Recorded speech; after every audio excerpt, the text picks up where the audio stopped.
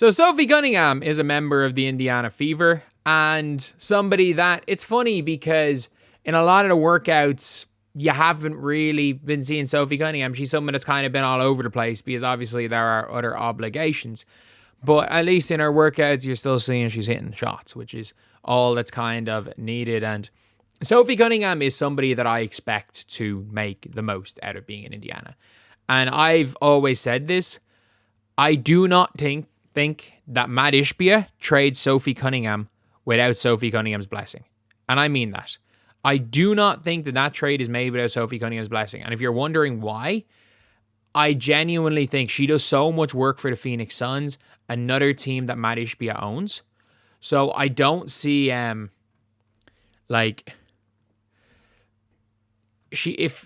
Matt Ishbia wants her in the offseason next year to, do some work with the Phoenix Suns again, it's probably best to not annoy her or piss her off. And also, she signed an unbelievably team-friendly contract. Like, she signed a $100K a year. Like, she signed barely over the minimum. And she was favorite for 6th player of the year last year until she became a starter. Has been a starter, played everywhere for this team, was a utility player for the Phoenix Mercury, and somebody that was such an important part of that team and that franchise.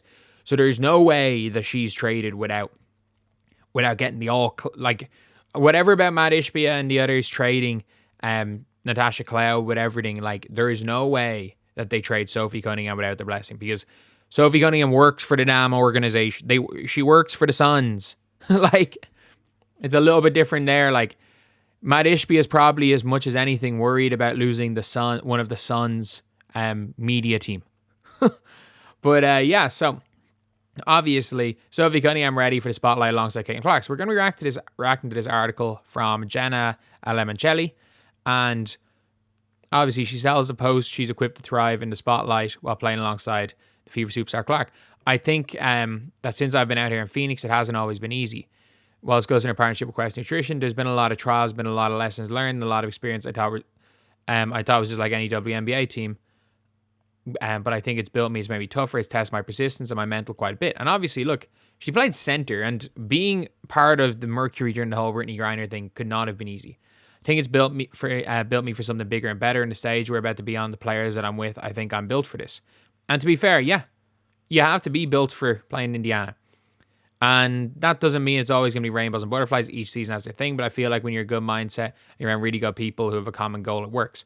And that's, again, the thing with Sophie Cunningham is just play defense and hopefully you hit some shots. Cunningham said she's looking forward to an expanded role with head coach Stephanie White's offense, which is designed to run through the second-year guard Clark, Indiana's number 1 overall pick last year.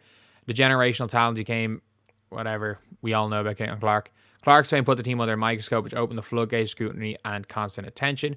Fever had to increase security when they drafted the Hawkeyes legend. Obviously, none of that's intimidating to Cunningham, who's ready to chase a championship with the new look Fever.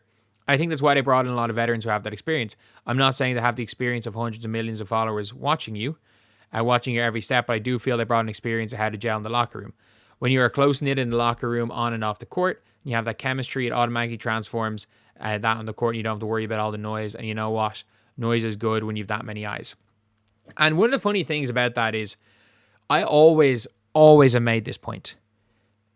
If you are a member of the Indiana Fever, just delete the Twitter app from your phone, or mute replies and just mute everyone.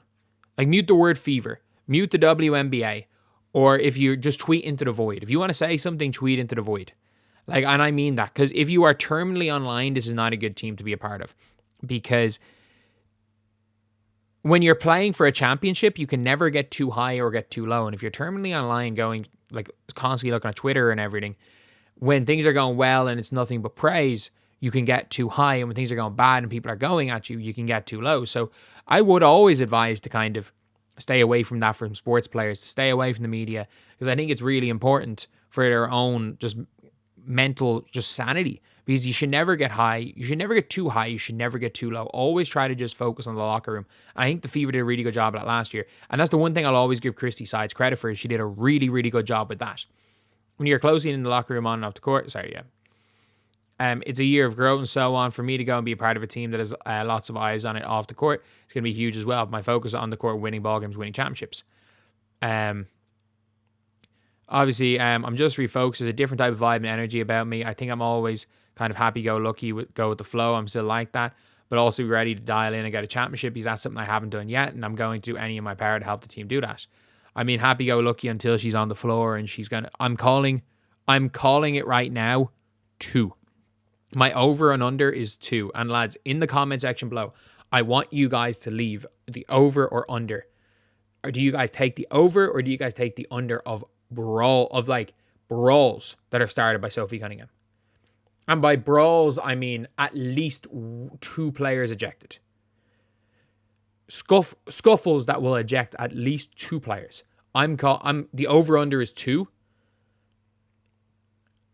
Or say 1.5 is the over under. I'm gonna go over because I think it's gonna happen. I think there's gonna be 2. I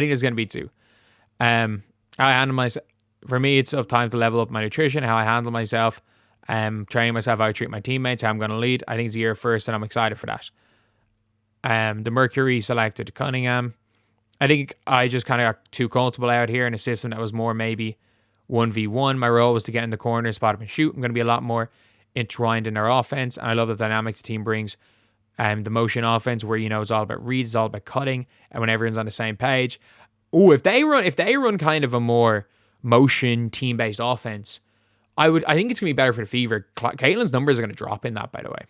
Like, I don't think people realize Caitlin's assist numbers are going to drop because in those type of offenses, like, I think she's not going to, there's not going to be the double-doubles. Like, that's going to be a thing.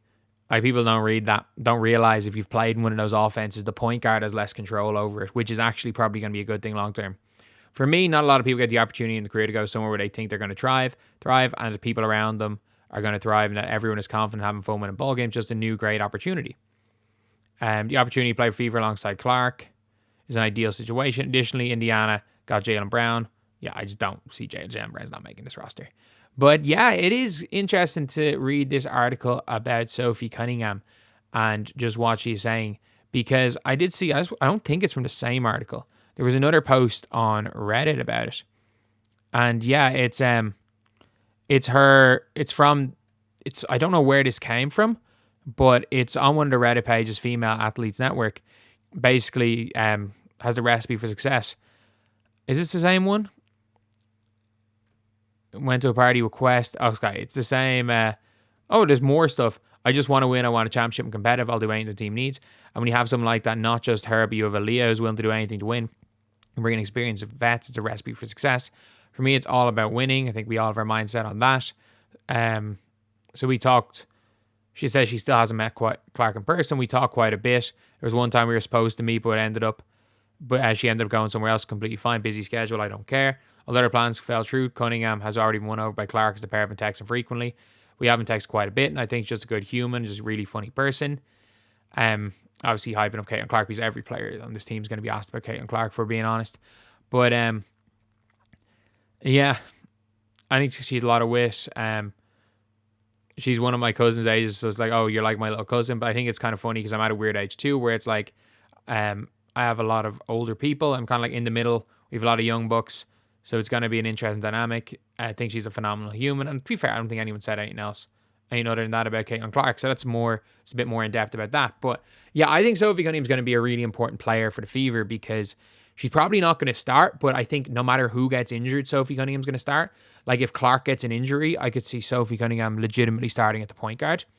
Like, I genuinely, there are very few players. Like, if you watch the Mercury, she's slotted in a power forward. When Brittany Griner was out and Bree Turner was off the floor, she played center for the Mercury in the 2022 season. Last season, she played a lot of point guard minutes when Tash Cloud was off the floor. So you're looking at a utility player who literally just plugs in everywhere, spaces the floor, hits shots, and doesn't do dumb shit on the floor. So I think she's going to be an extremely important player. I think she's going to be a glue player for the team. And it would not surprise me to see Sophie Cunningham starting by the end of the year. I don't think she will, but it would not surprise me that much. But anyway, yeah, that's the video. Thank you guys for watching. Please like, comment, and subscribe.